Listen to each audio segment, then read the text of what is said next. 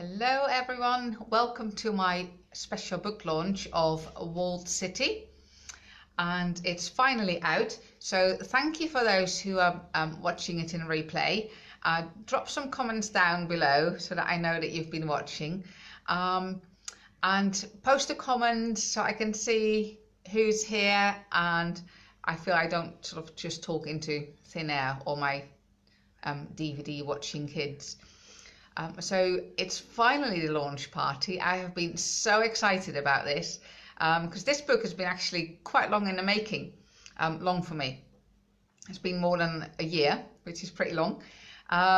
So it's called Walled City, and it's my second ever book, but this is the first time that I've actually self-published, which actually was very scary because my first book, Sapphire Beach, was published by Onwards and Upwards, and it's just a matter of sending off the manuscript and them liking it. They made some changes which I didn't have to do.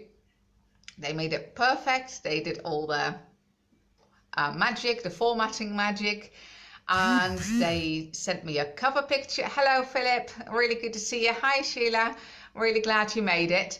Don't worry about leaving early. I'm just really pleased to see you here. Yeah, so Sapphire Beach just got done and I just was sent the copies.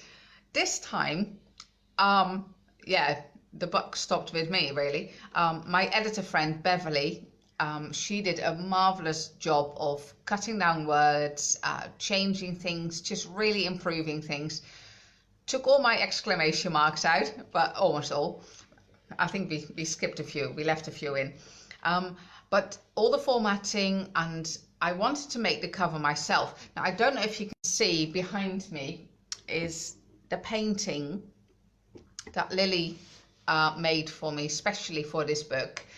So she actually read the book, we talked about it, she did a lot of sketches, really, did her best, really made something really beautiful.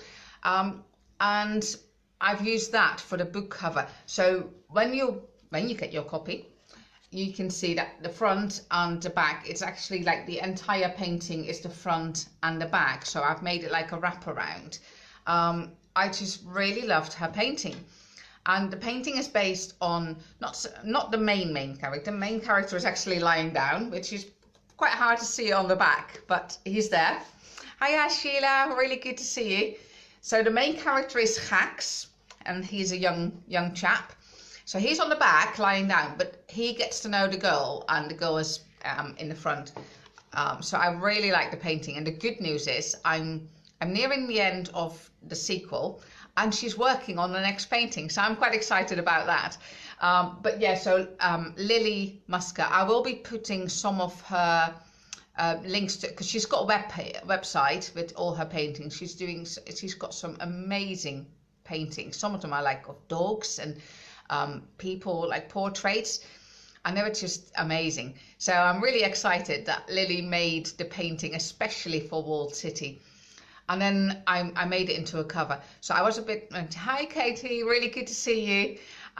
So it was quite a big experiment really. So it wasn't just the writing. I love the writing. It's just great fun. You just sit down and out comes the book.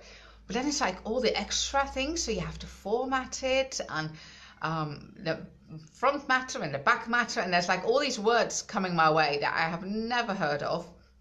They sound English, but that's as far as it went, really. So, I kept Googling, what is this? And where do I find that? So that was quite good fun.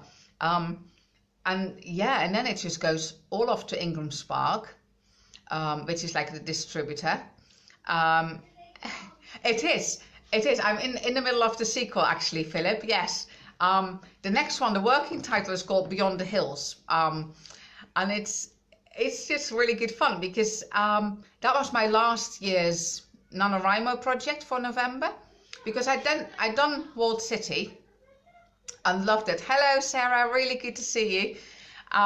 So I did Walled City and it was sort of finished, and then I started on the NaNoWriMo project and it was just too dreadful for words.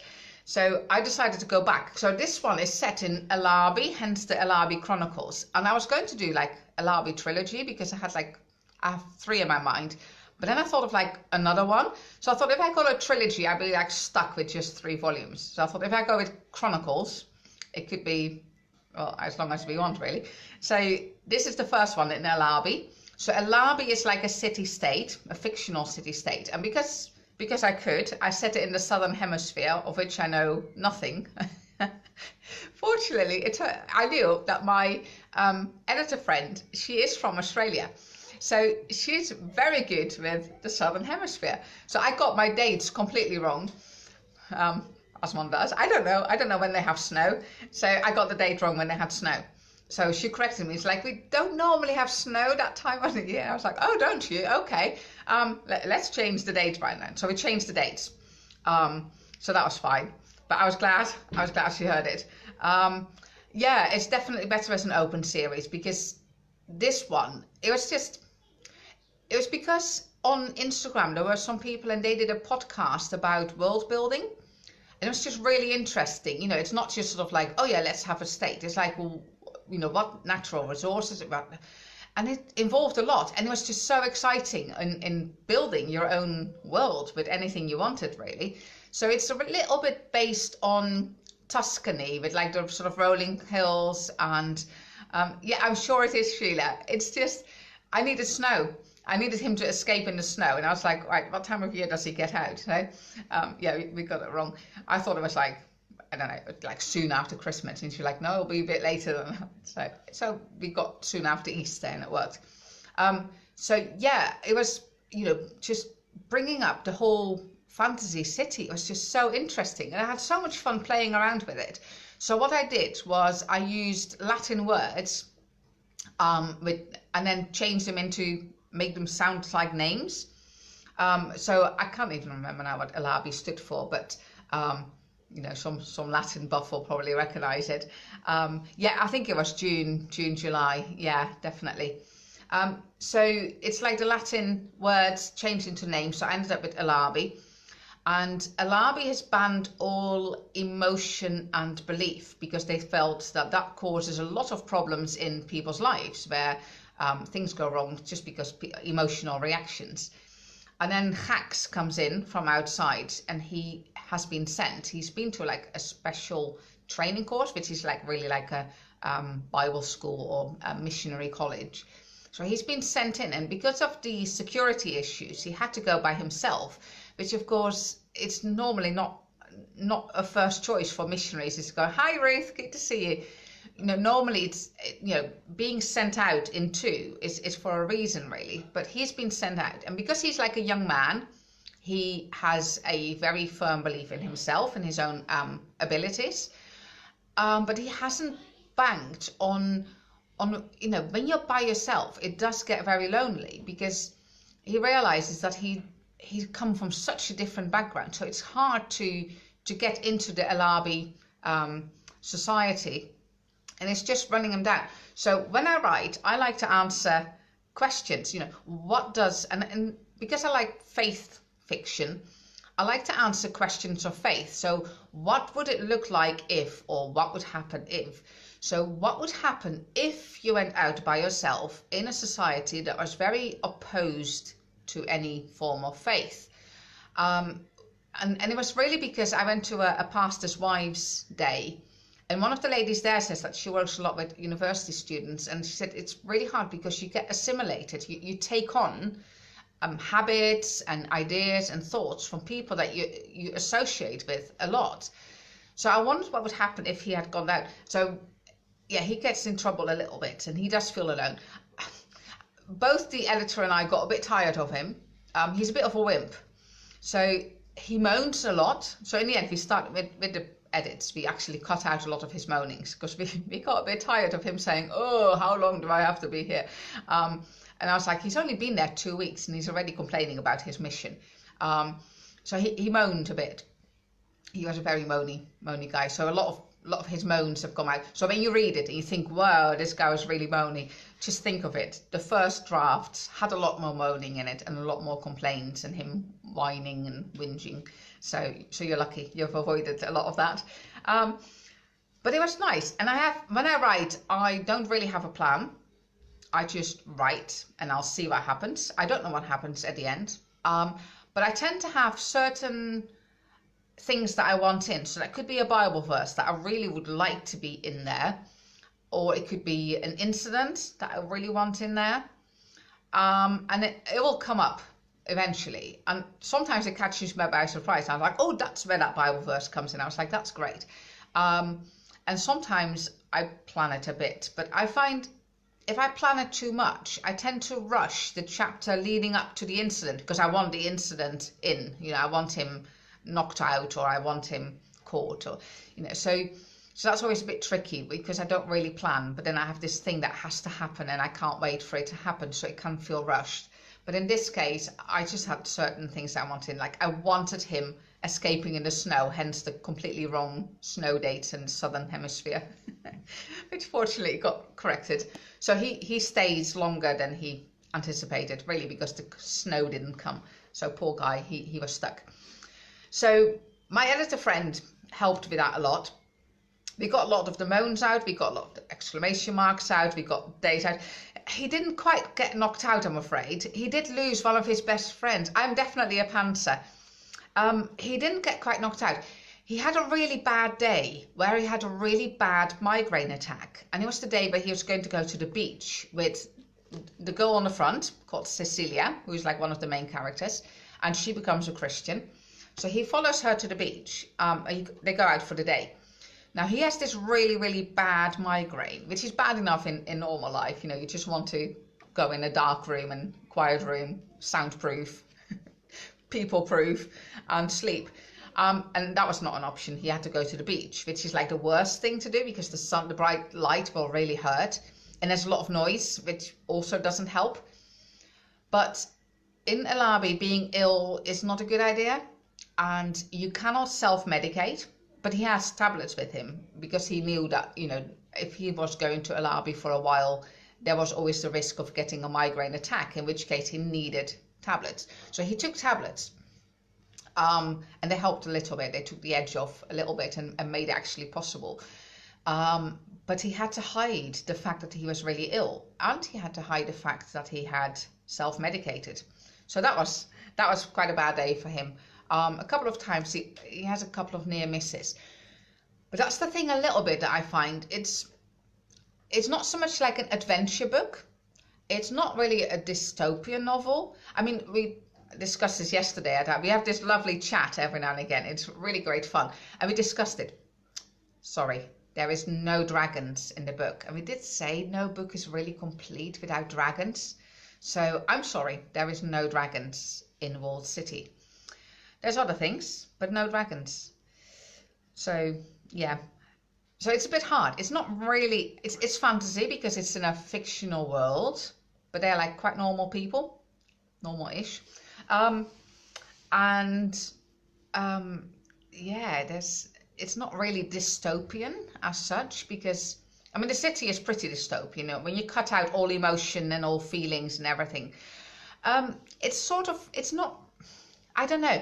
It could be, it's not written specifically for a Christian audience. It's more me saying what happens if my neighbor, who is not a Christian, very much not a Christian, she actually really liked it because I didn't use the word Bible. I used the word like the book. And she felt that she could cope with that. Said it wasn't really in your face. I mean, said it was more interesting to see how he would deal trying to bring his faith and his worldview into a completely opposed worldview and how the two would clash. So she was actually quite interested in it. I mean, she read it like really quickly because she really enjoyed it. She did tell me not to change a word. That was before all the moanings got taken out. So it did change a bit. But she said that she was fine with it. And she said you could sell in any Waterstones W.H. Smith because the whole faith message wasn't really in your face. It was more his struggle, and yeah, it was to do with faith, and she knew it was like a Christian book, but she said it was okay because it was more his struggle about his worldview with meeting a clashing worldview. So I hope that's true, but But I would think, personally, I would think it would be more for a Christian audience, to be honest. You know, I think it makes it more enjoyable. I don't know. I suppose it depends on how opposed people are to the Christian faith, and how they would feel about a Christian trying to talk to other people. I mean, he struggles a bit because he can't really, you know, reach people the normal way. You know, you can't go door knocking or street preaching or anything like that. It has to come through personal contacts, and even then he has to be really careful because the next book is called Beyond the Hills, and Beyond the Hills is a bit what Siberia used to be for the USSR. It's like a punishment area. Nobody quite knows what happens there, but it's bad news if you do go there. So he has to watch, because if he brings his message too strongly, he will just end up beyond the hills with not much hope of surviving. But then if he doesn't bring the message at all, then obviously his mission is not going anywhere. But I would think, I mean, it's a bit, because it's put online as a young adult one, mainly because it's not the most complex, involved, you know, it hasn't got like 25 storylines and hundreds of names, because I don't like those. And that's the sad thing. I write what I like to read. So I like quite, not simple books, but, you know, quite straightforward books. It probably comes from training as a primary school teacher. You know, my reading level got sort of stuck on Enid Blyton type thing. So I tend to sort of write that way too, because it's the way my mind works, or doesn't work rather. So it hasn't got like tons of different storylines, because I lose the plot when I read a book like that. And it hasn't got hundreds of characters, because again, I'm like, well, who was that one again? And it's more or less chronologically written, because like I said, I'm a pantser and I don't know where the story is going, so I can't bring in other things because I don't know where they come from. So that's why it's sort of published as a young adult one. And there's nothing dreadful in there. I mean, one person dies, but he was quite old, so yeah. So it's quite safe. I mean, he becomes friends with Cecilia, but there's nothing going on because he's on a mission, and getting married is not part of the mission. So it's nice and clean. Obviously, no bad language, and yeah, just me exploring things. So I think I'll read a little bit. Like I said, I have like little bits that I would like in, and one of them is one of my favorite verses, which I just really wanted to get into the book, and it somehow appeared, which was really nice. So here's Hax, the main guy, and he's managed to get into the city gardens. Oh, the main characters. Well, I know, I thought about that, teenage protagonist, but yeah, he's about 20, 21. I think he's just had his 21st birthday, and the girl is slightly younger than that. Because I think someone said that they didn't necessarily have to be teenagers themselves, but it has to sort of appeal. So the girl is still, Cecilia is still in like high school, college type thing. So I'm hoping that will work. Okay, so Hax managed to get into the city gardens, which was quite a thing in itself. And yeah, so he finally is in. And he stores it, he has some questions about people not being there. There's no normal couples walking around. So he stores it away on the list of questions for Cecilia. He feels his heart lighten up just thinking about her. Sitting in the quiet garden, Hax feels himself relax, then energized. He jumps up, ready to explore the rest of the garden, and makes his way to the old fountain in the middle. The ancient stone basin is huge, and on the edge is some sort of inscription, but Hax can't work out what it says. The writing seems to have been erased, either through erosion or on purpose. He slowly walks around the entire basin and finds it must have been done on purpose, as some words show definite signs of vandalism. Hax being Hax, this makes him even more determined to know exactly what the inscription used to read. He carefully looks at each word, or what is left of it. He ends up going round several times, unaware of his surroundings, totally focused on this puzzle. When he steps back a little, a soft voice whispers something just behind his back. Hax turns round fast enough to lose his balance. On a bench in the shade is an old lady knitting something in dull grey. Gax looks at her. Did she just say something? The lady ignores him, but he can see her lips moving and definitely hear her whisper, I will give unto him that is athirst of the fountain of the water of life freely. That's what it says. She doesn't look up or acknowledge him at all, but he sees her hand shaking. Gax looks back at the fountain, its tall water spout causing the water to rise and fall in a graceful arc, magnifying and reflecting the sunlight, drops sparkling like falling stars. He looks back at the old lady and sees tears drop on her wrinkly hands holding the knitting needles. Gax swallows down his own emotions at the sight of the glittering drops and whispers a shaky thank you to her before quietly leaving. The water of life freely given to those who are athirst, he thinks.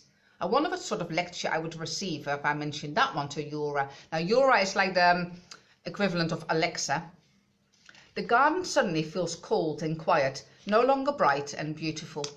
So that's somewhere in the middle-y bit when he sees the fountain. So that was one of the verses I really wanted to have in. So I hope you enjoyed that one. I have brought my cake and my Prosecco, so I'm hoping you've got something to celebrate too. I would love to share this cake with you. I would probably even go as far as to send you a piece if you were desperate to have a piece. It is a wonderful cake, and as you can see, it is in the shape of my book. So I'll be eating my book, and I would have loved. Oh, thank you, Catherine. That's really nice. I'd have loved to have shared it. It's big enough. I got a big cake, mainly because my kids like cake. I'm not even that keen on cake, but this is different, isn't it? It's like a book cake. I mean, it's fantastic.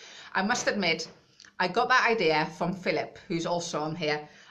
We went to his amazing book launch, and there was a cake in the shape of a book, and my kids thought it was the most amazing thing ever.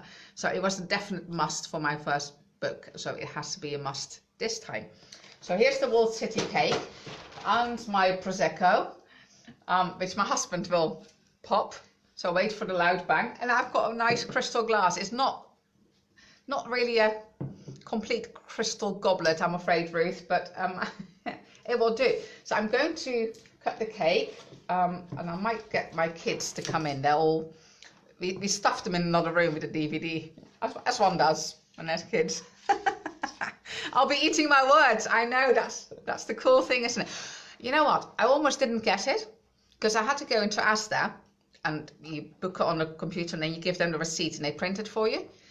And they came back, they were like, we can't do this. I was like, what do you mean you can't do this? I was like, oh, it's that COVID thing, isn't it? And she's like, no. And she was pointing at my name and she was like, oh, did you hear that pop? She said, it's copyright. I was like, I know, and I own the copy. That's me. It's my book. And she was like, oh, okay. So I was like, oh, that was close, you know. Oh, definitely, Ruth. Oh, I would love to make. It's just from Asda. You just print it off on the machine. Well, you book it on the machine, and they print it off and glue it onto the cake for you, which I thought was amazing. But it's definitely something to do, isn't it? So I'm just going to call my kids. They're all wearing masks to hide them. Guys, it's time for cake. Watch this. Why do you never have to repeat yourself in this food? You know, if it's time to tidy up, you have to like, come back down now. If I need to call you one more time. But no, you just say cake, and they all march in. So come and wave, guys. Can you? They made protective face masks, especially so they could safely go online. We are a bit online safety crazy, just because of adoption issues, you know. I will give them hugs and they will give them. That's so cute, isn't it? Yeah, I had to like really argue. I was like, do I have to prove my name? But no, in the end they printed it. So, let's go and cut the cake, guys. Are you ready? Right, where shall I go? Just right, who wants to eat mummy? Me. I'm turning my kids into cannibals by making them eat my name. Me. Yeah. Is that making you a cannibal? Mummy. You're not a cannibal? No. Ah. But I would like to eat some cake. No. That's so kind of you to say that. So I can take this mask.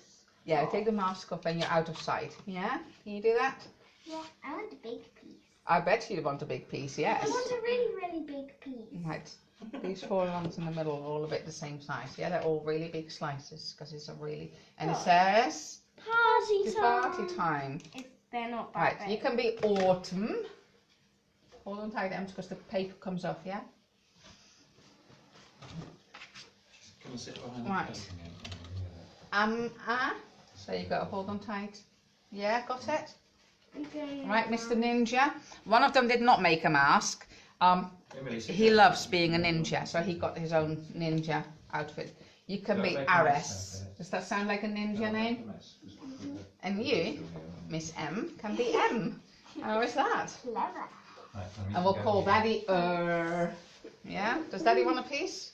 Yeah. That sounded very enthusiastic, didn't it? So Daddy is which sounds about right.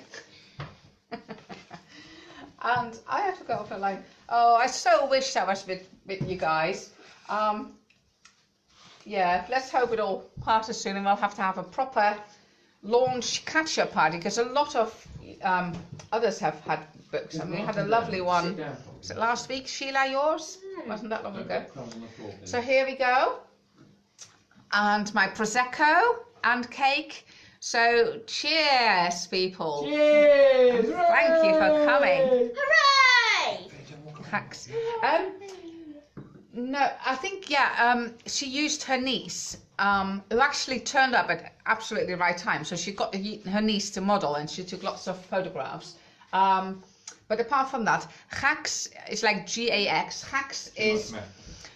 I can't even remember what started it off. And we used the word Hacks. And then with another friend, her son used to be called Hacks. When he was little, he called himself Hacks because his real name was too complex.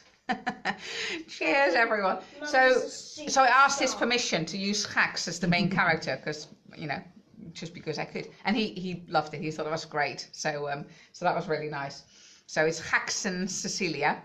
And the next one that I'm doing now that's almost nearing its end is called Beyond the Hills. And the main character is called Matsia, who does make a brief appearance in here. Somehow I tend to end up with slightly unpleasant main characters. I don't know if that's just me, whether that's my unpleasantness coming out in legit ways. Hacks, I mean, he is nice. He's very nice and friendly. A bit emotional. And very whiny. Very, very whiny. Just moaning all the time. I mean, Cecilia is nice. She's a really, really lovely girl. But then Matsia is, she's not very nice at all.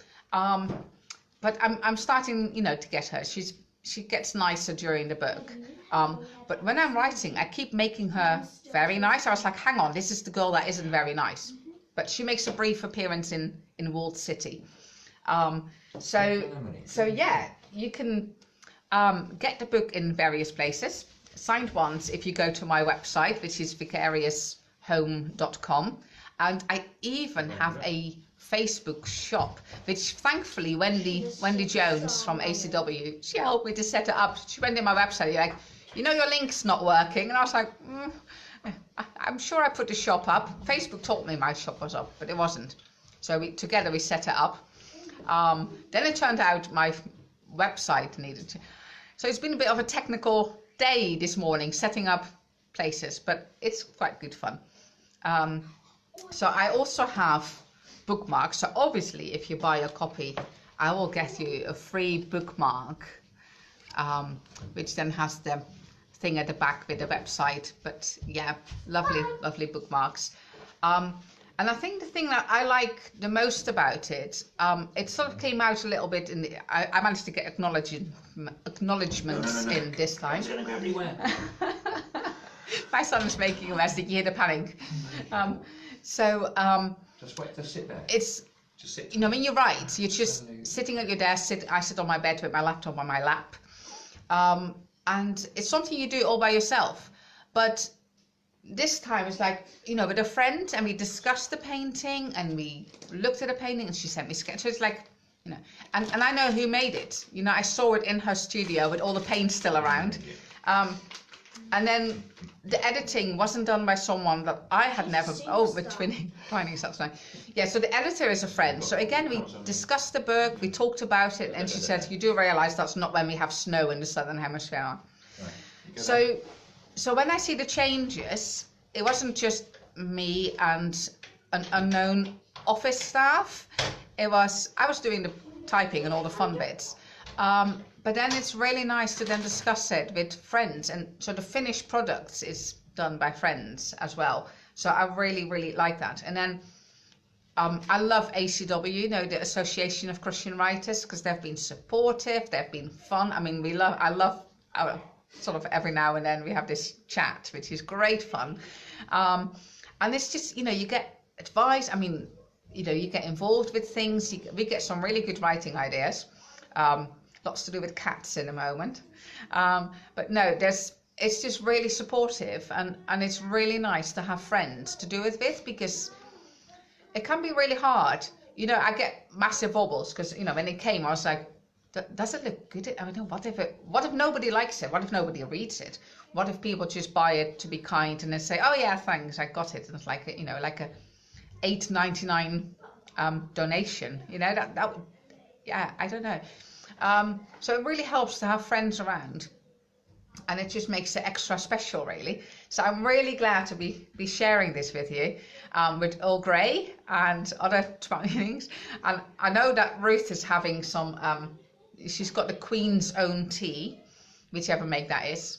But yeah, hopefully in gold plated cups, Ruth, or in a crystal goblet. Can't really have Queen's tea in a crystal goblet, but yeah. So here's to you all. Thank you all for coming. Let me know if there's any questions. You know, just drop them in the comments, and I will answer, or try at least. Dun, dun, dun. Oh, this is nice. Just got a big It's smile. not the most expensive prosecco, but it's nice. I love cheap stuff. I'm terrible. Must be my Dutch background. I like saving money.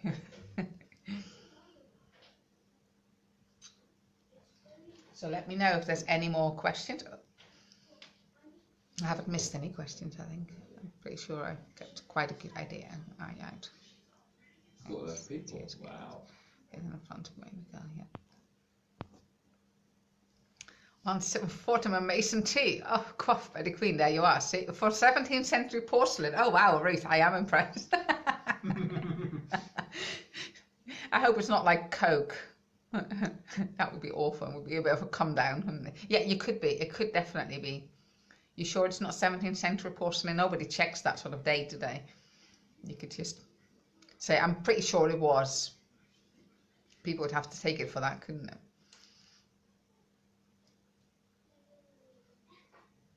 they?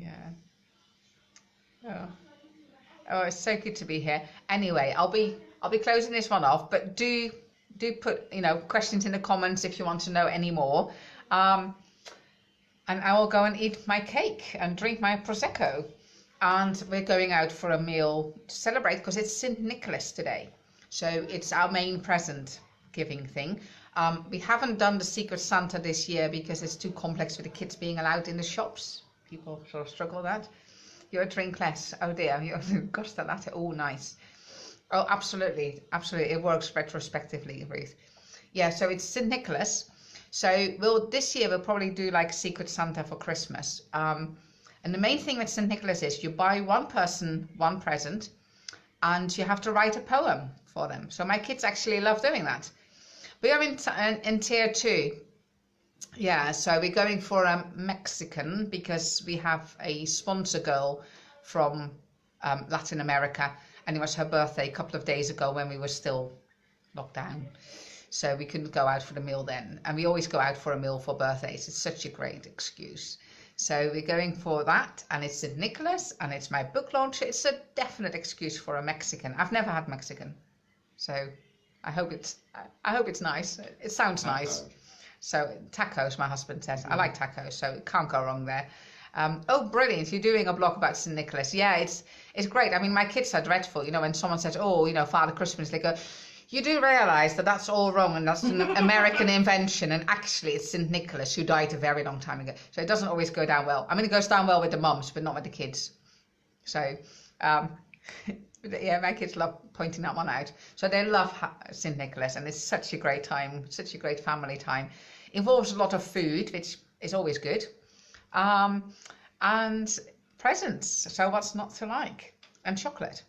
I mean, we missed out a bit because, again, thanks to lockdown, we couldn't go to London to the Dutch shop in Victoria Station. There's a Dutch shop called Hema, and they do the chocolate letters because you have to have your initial in chocolate.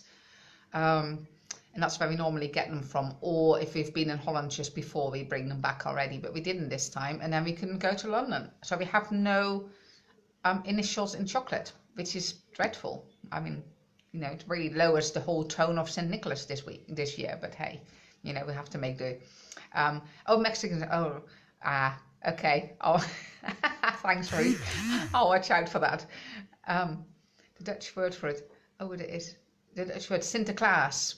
We call it Sinterklaas. Yeah, a Santa Claus, isn't it? Yeah, we call it St. Nicholas, Sinterklaas. Yeah, he's back down to class. And it's a very Catholic thing. So, but even the Protestant areas do it, you know. But there's actually people who just call it present evening, like package evening. That's avoiding a Catholic character, like saint. We don't, you know, they don't like the word saint. So you can avoid saying we're celebrating Saint Nicholas by saying we're doing present evenings. So there's ways round. But it's a great story. He was a great man, actually. You know, very, very interesting character. I might do a book about him one day. You know, I've got all these ideas, and I just need more time. But such is life. But yeah, Sheila, I really look forward to that article. That'd be great. I might carry it on and post on one of my things. That'd be lovely. So thank you very much for coming, everyone. Really appreciate it. And I was really worried I would just be me with my kids watching a DVD. But you've been here and you've made it very, very special. So Walled City is now officially released onto the world, onto a non-suspecting audience. But yeah, and please let me know what you think of it. Even if you think it's dreadful, I'm Dutch. We don't do offended, so you can tell me. And I'd love to know what you think. So please let me know, and hopefully you'll have a wonderful weekend, even if you're not celebrating St. Nicholas today, or even if you're not going out for a meal. Have a wonderful time, have a wonderful weekend, and thank you very much for coming. And one last thing, if you're watching this, or even if you're watching it in the thing, when you go to my website to buy a book, in the coupon box, type in Launch 2020 and you will get free shipping. So there's a little St. Nicholas present for the world. So type in Launch 2020, all one thing, no spaces in between, Launch 2020, and you will get free shipping. And of course I will sign it. I will even gift wrap it for you if you want me to, as long as you let me know, like send me a DM or an email, so I will know who to sign it for, and I will get you a signed copy, plus my little bookmark. But yeah, don't forget the code. Make sure you add the code for free shipping. So have a lovely time, and thank you very much. And raise your glass with tea or Fortnum & Mason or Costa or anything. Oh, even to France. Absolutely, Sarah. Absolutely. Even to France. Can't leave the French out this time. We're still nice. We're nice. I'm Dutch, so I don't have the same thing with the French, you know. It's the Spanish for us, but that's a bit longer ago, and then it's the Germans. But even living in Germany, you will get free shipping. So thank you very much. Lovely to see you all. Have a wonderful weekend, and thank you for being here when I launch my book onto the unsuspecting public. So thank you very much, and I'll hope to see you soon.